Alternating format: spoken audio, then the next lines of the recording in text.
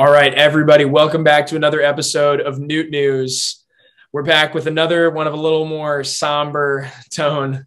As I'm sure you Cardinals fans know, it's just not very fun right now. Some of the games have been pretty tough to watch, especially this West Coast road trip. Now with the Cardinals dropping last night's game 1-0 to the Dodgers, they fall to 2-7 so far on this road trip. They've got a chance today to get a third win, salvage the series against the Dodgers and avoid a sweep. But that's kind of where we are right now. So today, just a blueprint of the show, we're going to talk through the Giants and Dodgers series. And then we're going to hope that things turn around when we talk about the Angels series here. Cardinals coming back to Busch in May. I believe there'll be an off day tomorrow.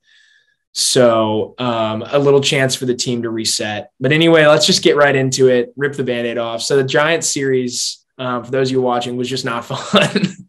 The Cardinals dropped 3 out of 4 in San Francisco, which always hurts, to a Giants team that really doesn't look like a contender right now. They could have had the split, but unfortunately, Ryan Helsley chose to have his one bad appearance right then and there against the Giants. And he gave up a game-winning home run with 2 strikes to Blake Sable, or however the heck you say his name, I don't care, who launched a game-winning 2-run bomb to deep center field. Interestingly, Sable, whatever, has a complete inability to hit fastballs, and Ryan Helsley throws 103. But we called for 6 straight sliders, and Sable mashes breaking pitches. And that's exactly what he did right there when Helsley left one up in the zone. So Cardinals dropped 3 of 4, end up winning the last game at least. It was against Logan Webb, so that was fun. Other games we haven't touched on, we saw them get absolutely decimated by Alex Wood, who threw a complete game shutout. Alex Cobb. Oh, Alex Cobb, whatever. Complete game shutout. It's been tough. You're right, Alex Cobb, who hasn't been good since he was with Baltimore all those years ago. So, yeah, that's where I am right now. Andrew, what'd you get out of that series? Yeah, I really think we should have split that series. A lot of really poor defense. Edman's little mistake was later counted as a base hit. So all of those Helsley runs were actually earned in that second game. So that's a little bit unfortunate there. But Edman has seemed a little bit lost in the field, made a couple of errors that ended up being really costly, including one, I think, that led to like 4 unearned runs in that first loss against the Giants. And it's just not been pretty. Like the team hasn't had its fundamentals down for a little bit. We're making a lot more errors than I think we were in the past. Part of that is due to like new players like Contreras, who we knew weren't going to be as good defensively. He had a catcher's interference the other day. I think had like there was just a terrible throw on a caught stealing attempt that Carlson botched even more, allowing a run to score all the way from first base, which is just unacceptable. Like you just can't have that happen ever. But I mean, we're even seeing players that like Edman, who have consistently been good defensively, sort of falter a little bit, and it's just not good baseball to watch right now. Yeah, I mean, coming out of this series, obviously, I try to be a baseball optimist. And, the Cardinals are still hitting the ball really hard. They've now registered more hard hit balls than their opponent in 8 losses this season, which far and away leads MLB. You figure those have to start going for hits at some point. Just looking at the numbers from game 1 here, the Cardinals registered 12 hard hit balls to the Giants 5. Yet they were, shut out over the complete game by Alex Cobb. But I'm looking at it, and honestly, the reason is the Cardinals seem to have a launch angle problem as a team, as I'm sure a lot of you are noticing. I mean, they just hit everything on the ground. And burners, hard hit balls on the ground don't turn into hits that often, unfortunately. We're seeing the Cardinals suffer from other teams elevating the ball, whether it's allowing home runs or just, 55-mile-an-hour bloop line drive hits. But those are getting the job done right now. I'm looking through here, and Brendan Donovan and Paul DeYoung grounding out at 106 miles an hour just doesn't get the job done. And so I'm not sure this is an indictment on Turner Ward yet. Obviously, he's only got 28 games under his belt as a hitting coach.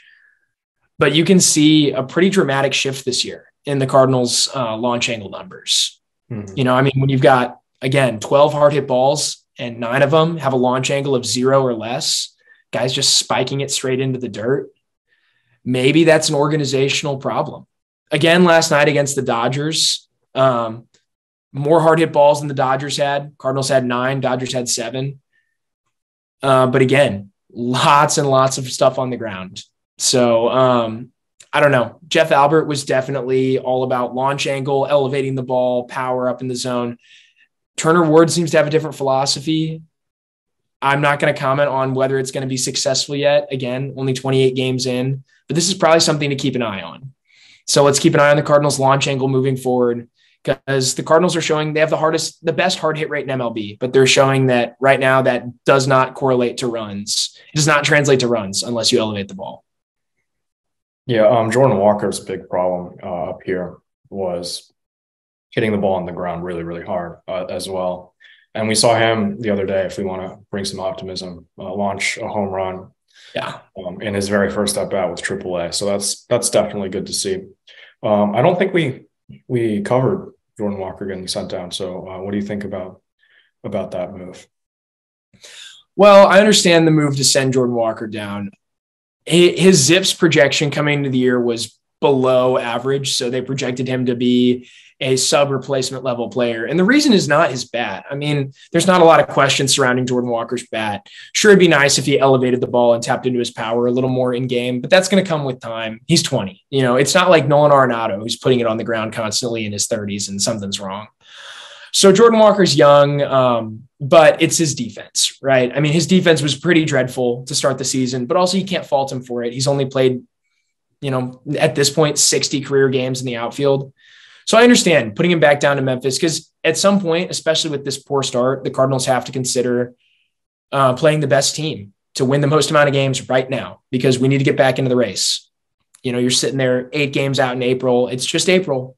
But all of a sudden, you got a pretty big hole to dig yourselves out of. So you got to play the best team, which means not having Jordan Walker in right field when he can't make some routine plays right now.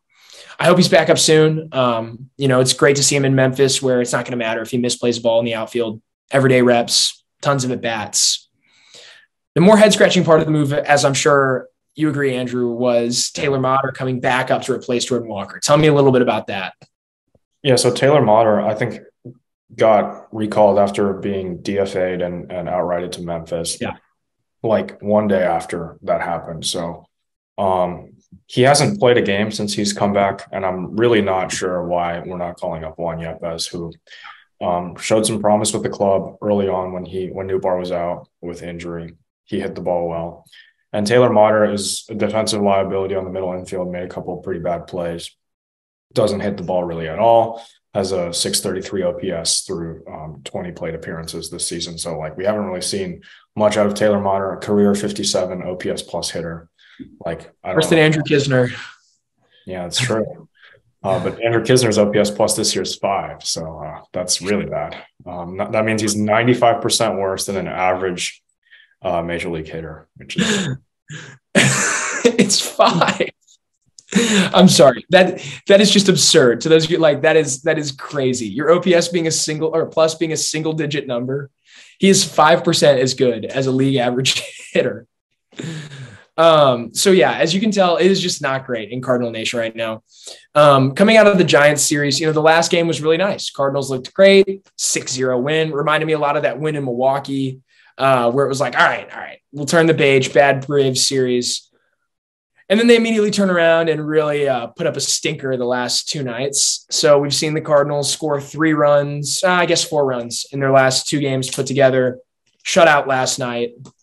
For those of you who didn't watch, Clayton Kershaw had his A game, but the Cardinals still had chances to score late and couldn't get it done. They had the heart of the order come up in the 9th inning, which is exactly what you want to see off a Dodgers bullpen that has one of the worst ERAs in baseball and just can't get it done again. So the Cardinals, interestingly, fun stats, fell to 1-5 in 1-run games and 3-11 in close games. So 3 runs or less.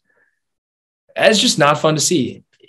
Normally the Cardinals, trademark of the Cardinals is being able to win the close games. which is something we haven't seen this year. On this road trip in particular, they've dropped 3 one-run games. Win those 3, and you're looking at a road trip that's 5-5 or 6-4. Big deal, big difference. Yeah, one thing that caught the attention of some fans was Ollie Marmol's decision not to pinch hit for Dylan Carlson as the last out in that inning. Would you have gone with Nolan Gorman there? I think I definitely would have, because it's your last out, a must-win situation, and I would go with the better hitter. Yeah, I understand definitely the move to go to Nolan Gorman. I probably would have done that too, but I also understood leaving Carlson, and Carlson was having a really great game. He'd made 2 awesome catches, and Carlson was the one to break up the no-hitter. I guess the perfect game in the 7th. So he broke up Kershaw's perfect game bid, and he looked really good. Carlson was driving the ball. And so I figure Marmol wanted to ride the hot hand, which is something he doesn't do a lot. Marmol, prides himself on playing the matchups, being an analytics guy. So I don't know. I think it was definitely a tough decision.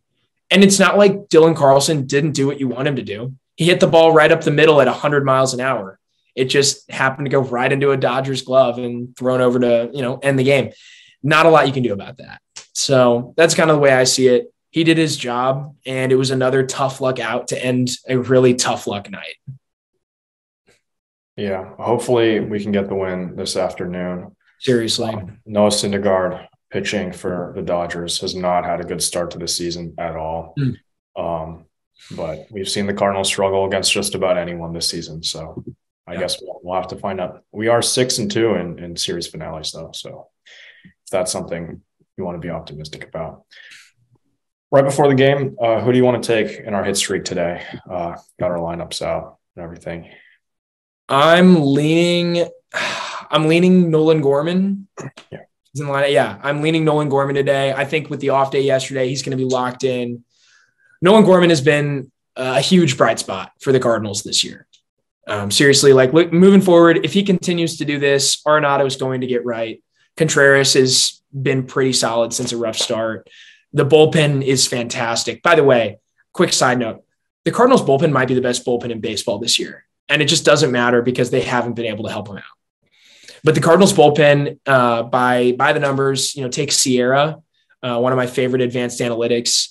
The Cardinals bullpen has a Sierra of about 3.13, which it's a similar stat to expected ERA. So it's a predictive metric like that based on quality of contact. Nobody else is below 3.35. The gap between the Cardinals and second place, which is the Astros, is as big as the gap between second place and 10th place on that list. So the Cardinals have been really impressive in the pen. It's just, it's so frustrating. I don't even know what to say at this point. It's just, I believe in this team still. Yeah, you hope they can turn it around. I'm going to go with Paul Goldschmidt. I think he's continually hitting the ball really hard. Probably one of him and him and Gorman, definitely the 2 most consistent bats throughout the season. So far. I believe in him to get a hit today. I know you took Arenado yesterday. First time the entire season that you've taken him. And it didn't work. Yeah, well, none of us got hits yesterday, so it's okay. True. But yeah. You took Kisner and you got a hit with 5 OPS plus. Look at that. I know. One of the only ones he's registered all season. Yeah. Well, looking ahead, the Cardinals are going to have an off day on May 1st before opening up a series against the Angels. So that's going to be fun for Andrew to watch, his 2 favorite teams. And it looks like they're going to face Sandoval, Shohei Ohtani, and who else are we facing there? Canning, their number 6 starter. So right. I think they're giving Tyler Anderson an extra day off, which is, I guess, fine. Either way, once you get past Ohtani and Sandoval, the rest of that rotation is a little bit of a wash. All those pitchers, Detmers, Anderson, Canning, and I like Detmers. I'm very happy to avoid Anderson too. Well, Detmers walked 6 batters yesterday to give the Brewers it's true. Lead, so I wasn't too happy about that. Mike Trout had 2 homers and it wasn't enough, but I feel like we hear that every week. Mike Trout hits 2 home runs and Shohei Ohtani goes 3 for 3 as the Brewers beat the Angels 7-5. That was the headline I got. Yep, that's we need them to pull out the win today against the Brewers. It's 2-0, but that Angels bullpen is really, really bad. So Aaron Luke, Ryan Tepera, those big offseason acquisitions have not been great. I think the keys to the game are we just got to survive Sandoval and Ohtani for as long as we can, get a run or two off them. And the pitchers, the starters, Matz and Michaelis, just survive as long as you can, keep the game close, and then jump on their bullpen arms. You got Carlos Estevez is their closer, but his peripherals haven't been that good this year. And then Andrew Wantz, the other new guy, similar name to mine. It was actually pretty funny when I was playing MLB The Show. My creative player was in AAA in the Angels system, and I got confused because Andrew Wantz was pitching, and I was like, "Oh, that's me." And then I put out the wrong loadout, and it was annoying. Anyway, that's just a funny side note. But we just got to jump on their bullpen in those first two games. Get Ohtani out of there as quickly as you can, or if you want to pull out some Oakland Devil magic, whatever they did in that fourth inning the other day. Yeah. 4 or 5 runs off Ohtani. That'd be nice. Yeah. Yeah, I think seriously, it is about time for things to turn around for the Cardinals. As I said, I still believe in this roster, and I want to preface what I say with that. I still believe in this team. I think coming back to Busch after a really tough road trip is going to make a difference. I think they are going to be very happy to be back home. And I think the Cardinals are going to win a series here. Not only that, I think we're going to win our first series opener of the year. So fun trend this year, or not so fun trend. The Cardinals are 0-9 right now in series openers. I really do think that's going to change on May 2nd against the Angels. I think we're going to get a series opener.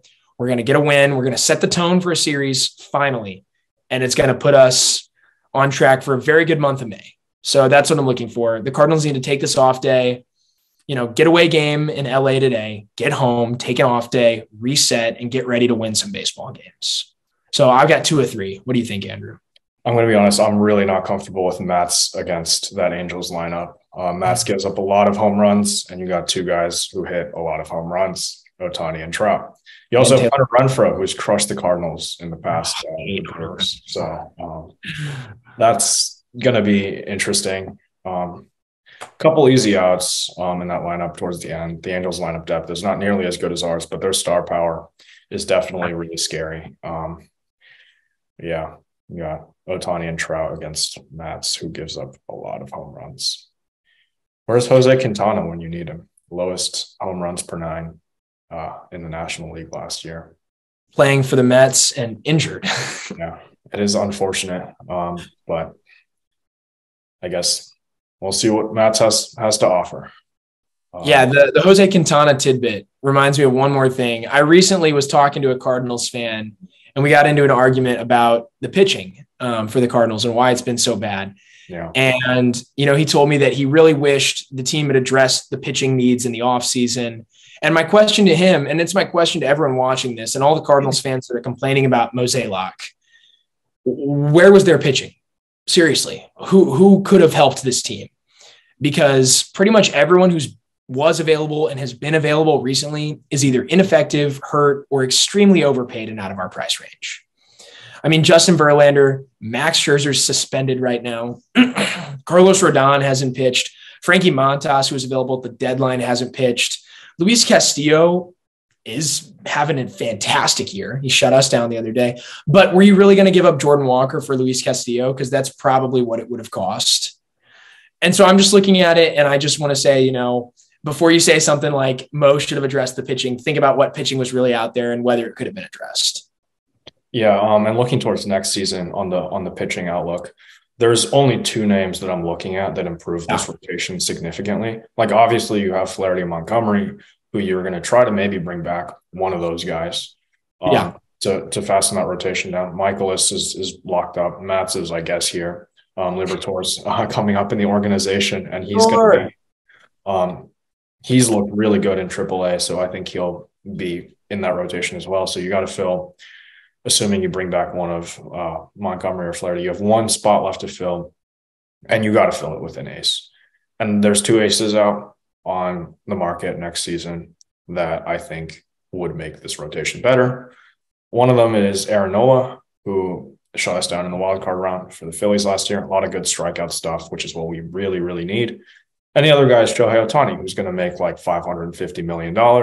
Probably a little bit out of our price range, but I do think if the Cardinals are not in the bidding for Shohei Ohtani, that's going to be a bit of an issue because there's really nothing else out there unless via trade that you can do to improve this rotation significantly.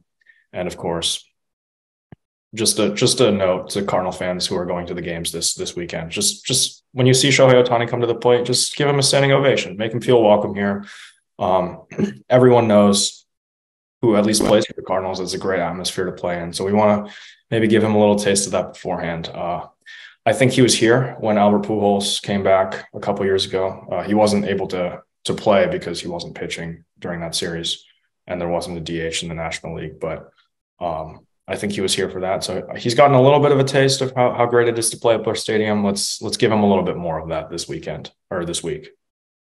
For sure. And then just a quick report from the farm, Andrew, since you mentioned Liberatore. He's been fantastic this year. I would love to see Liberatore up with the big league club sooner rather than later.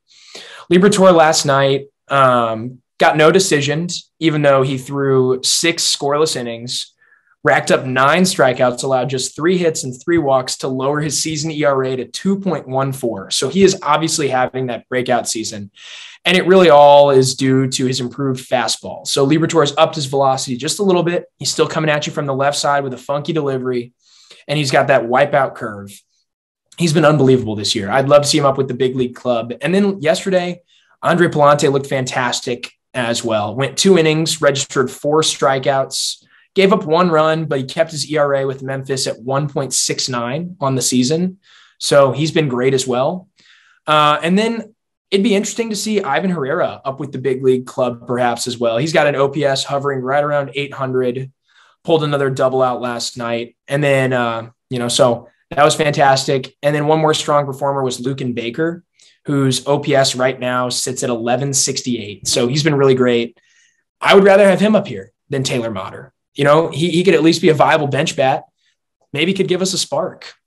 Yeah, right now, any real reason for Taylor Motter to be on this roster right now? Like he plays second base, shortstop, third base, but he doesn't play any of those positions that well. Bit of a defensive liability, and giving him at bat at the major league level isn't really helping anyone. Like he's, I think, 33, and nothing against him. Like he's shown that he's a pretty good personality, like great guy off the field. Yeah. I'd like him to go get some playing time with a team that could actually use him. So but I just don't think he has a real place on this team. And it's a little bit of a disservice to him, actually, to just sit him on the bench for like 12 days straight and not play him at all. We could have like Juan Yepez or Lucan Baker up here doing something. Yeah. And it's just like, I don't know. I don't really understand. I don't think Baker is on the 40-man roster, which is probably, but Motter's on the 40-man roster, so you could very easily just make that move.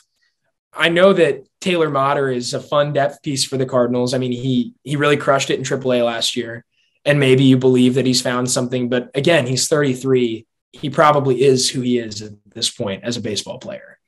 And like Andrew said, it's definitely a disservice to him, to sit on the bench for 2 straight weeks and not see the field.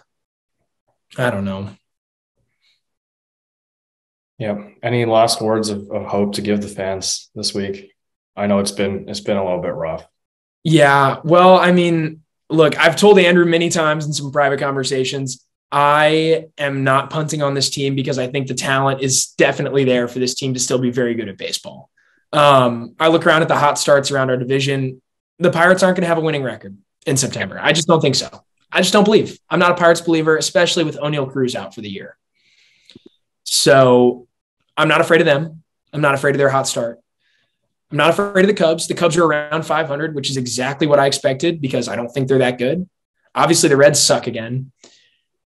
The Brewers, it's a little scary, but I don't know. The offense hasn't been great. It's exactly what we expected in Milwaukee. Good pitching staff, terrible offense, solid, slightly above average team. So I think there's still plenty of opportunity for the Cardinals to win this division, and I'm not punting until game 60. If by game 60, the Cardinals are 10, 15 games under 500, I'm going to have a problem. Yeah, I don't think my optimism is a little bit lower right now. I don't think this team's playoff chances are all that high at the moment. I'd probably give it like a coin flip. Definitely need to improve in May. get off to a good start against the Angels. I know it like for me at least, I have a little bit of a bias towards the Angels. I think they're better than most people give them credit, but they always seem to find a way to let me down. So if they let me down this week, that's actually a good thing. But I don't know. We got to take advantage of our games against bad teams. We're playing the Tigers again next weekend, and I think we need to sweep them. That team doesn't have an Ohtani. They don't have a guy that's going to go out there and just shut down your entire lineup. Erod, who's been unfortunately good, and with our luck, we'll definitely face him. Maybe. We weren't even supposed to face Ohtani. It was a rain delay in Boston caused his schedule to get messed up. He was supposed to pitch in Milwaukee, but just Cardinals luck this year, huh? I mean, it'll be fun. We get to see Ohtani pitch, or it won't be fun. I don't know. I guess you don't care as much as I do. No, I just want my team to win. Yeah. Well, yeah, that's what we got for you guys today. It's been frustrating. I know it's frustrating, but it's kind of the same message as last week. We're definitely in a holding pattern, and even though this week sucked, it didn't knock us out of that holding pattern. We'll be here for at least another month, thinking about maybe punting, but hopefully not. And around game 60, I'll have much more fleshed out thoughts on this ball club, the way it's constructed and the way they've played. So, yeah, have a great week, everybody. Enjoy the upcoming series. Enjoy getting to watch Shohei Ohtani, even if he decimates our lineup. He's a once-in-a-generation special player. Let's hope the Birds get a win today, and let's hope we get off to a much better start in the month of May. It's nice to put April behind us, for sure. It's nice to see the weather warm up, get about 30 games under our belt before we play into the summer. So, all right.